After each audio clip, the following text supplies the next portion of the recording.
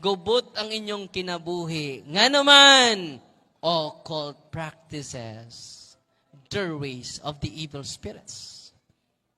Kaya ba mo human gi-break ang seal and consecration sa amulets. Ningon ang bata, wala mahadlok ang bata sa ako.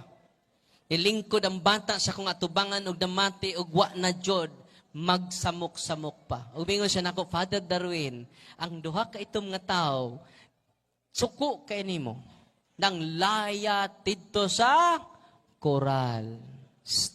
Hoy. Ang mga itom kuno nga tao nang layat sa koral o ang bata pertidyong lipaya sa ginikanan. Amen? Kung naata sa Ginoo ang mga demonyo manglayat sa manglaya sa inyong balay, no? Asa balhin sa inyong silingan, na maluoy taw mo sa inyong silingan, tud-uli sa inyong nakatunan, karong gabhiuna. Amen! God is good all the time. Kato nanawag nako gikan sa Cebu.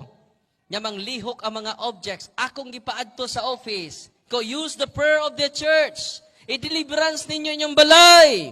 I-deliverance ninyo ang inyong mga objects sa balay. Kinang lihok naman na.